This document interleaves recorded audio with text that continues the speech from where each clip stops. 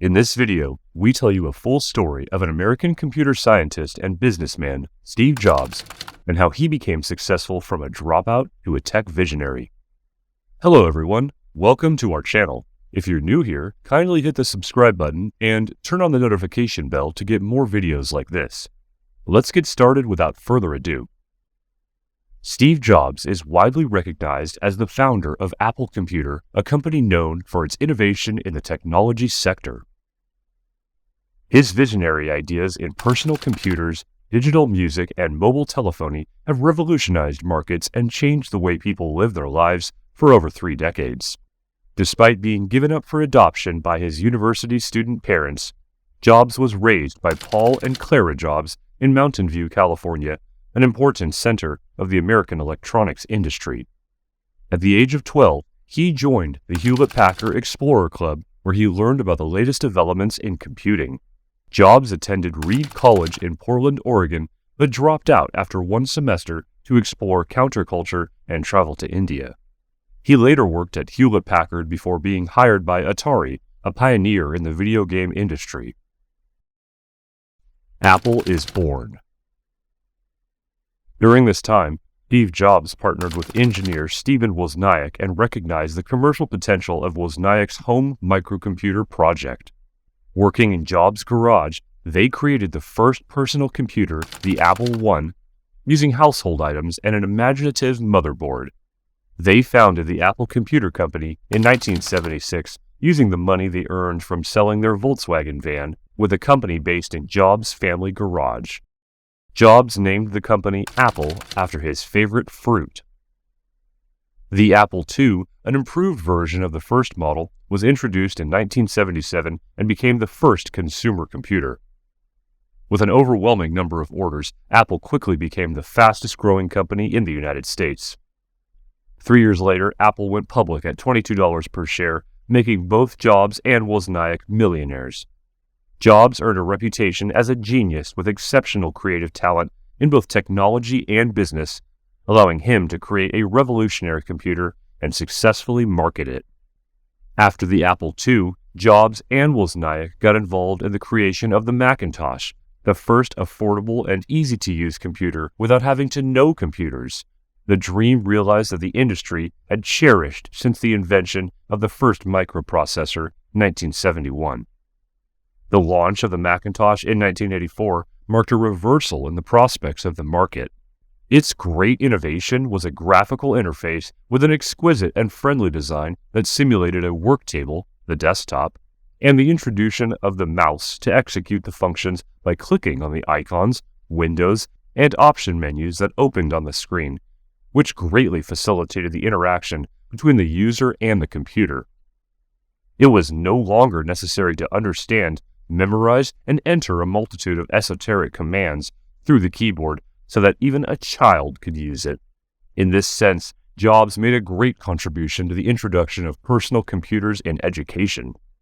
In 1981, Apple's strongest competitor, IBM, released its first personal computer, largely copying the Apple II specifications that Apple itself had naively made public.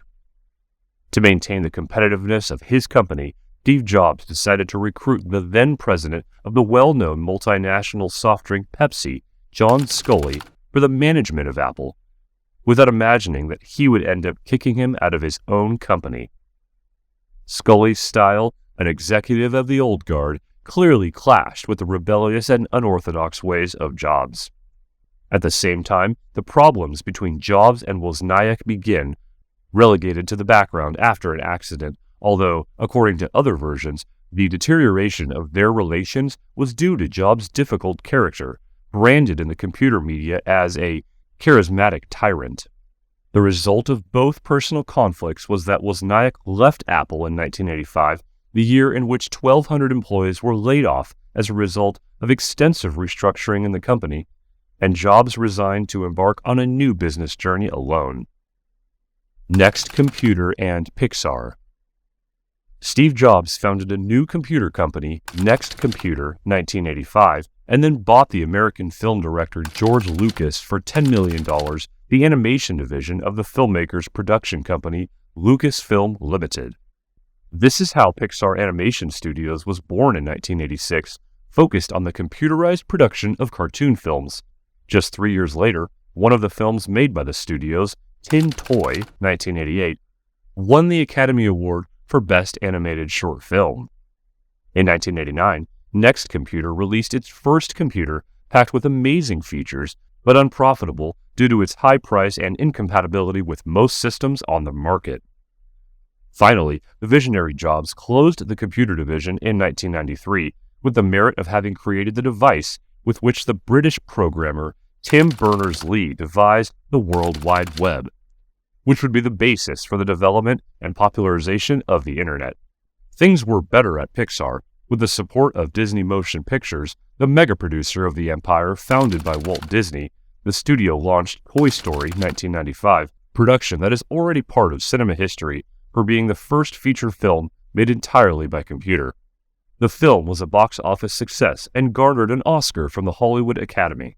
Pixar's next big hit was A Bug's Life 1988, followed by new memorable titles like Monsters, Inc. 2001 and Finding Nemo 2003. His old company, on the other hand, was going through difficult times.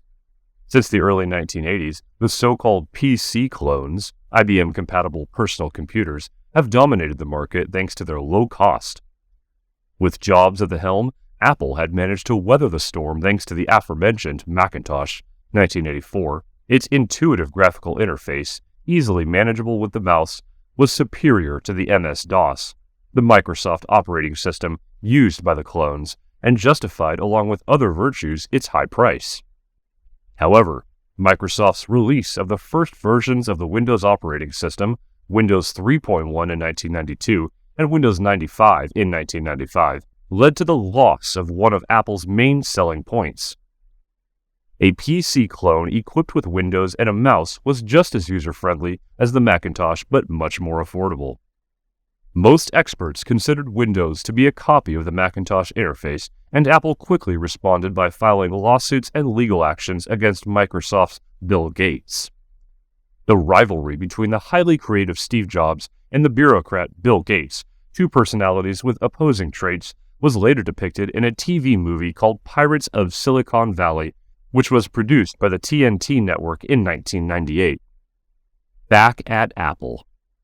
Defeated in its lawsuits against Microsoft and submerged in a deep crisis, in December 1996, Apple decided to buy Next Computer, which meant the return of Steve Jobs to the company he founded with the position of interim advisor, for which Jobs voluntarily did not receive any salary.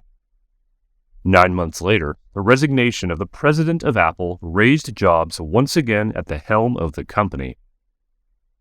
In August 1997, a month before he was appointed Apple's interim chairman, Jobs announced an agreement with rival corporation Microsoft, which decided to invest $150 million in Apple.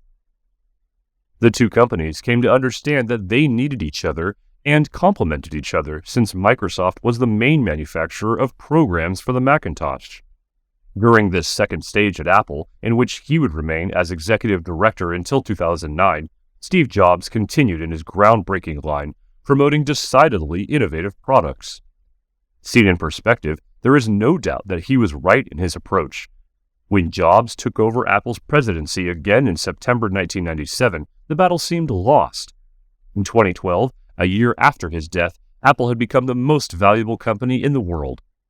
Its global stock price was close to $600 billion. In 1998, just 1 year after his return, Steve Jobs once again revolutionized the computer market with the launch of the iMac, the compact computer integrated into the monitor, which, in addition to its spectacular avant-garde design, was prepared to surf the internet. Its sales success placed Apple once again among the 5 largest manufacturers of personal computers in the United States and led to a 50% appreciation of the company's shares. New versions of the iMac, with greater power and increasingly sophisticated features and design, would continue to appear in the following years with great acceptance among its legion of unconditional users. As if the world of the personal computer had become too small for him, Jobs soon began to display his inexhaustible inventiveness in other areas, combining new features with maximum ease of use and elegant minimalist designs as he had always done. The first was digital music.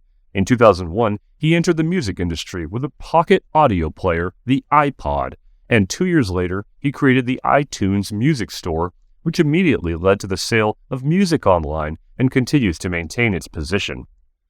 Unfortunately, his health problems forced him to take a temporary leave of absence from his work in 2004, the year he was treated for pancreatic cancer. In 2007, Steve Jobs introduced the first high-end smartphone series produced by Apple called the iPhone.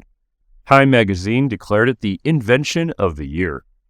The device featured a touchscreen with a keyboard that could be oriented vertically or horizontally, a 3-megapixel camera, a music player with iPod-like functions, and a web browser.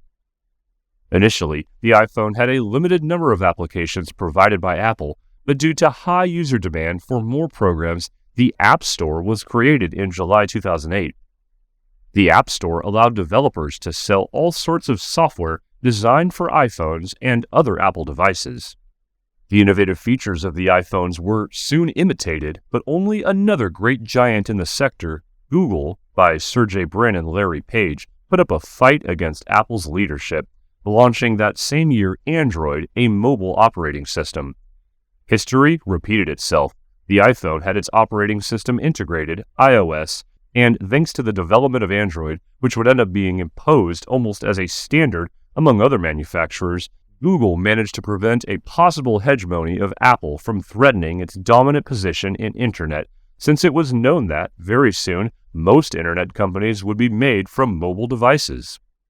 In 2009, the year he had to undergo a liver transplant, Steve Jobs delegated most of his responsibilities to Timothy Cook. But even the visible deterioration of his health would not reduce his dedication to work and his innovative zeal.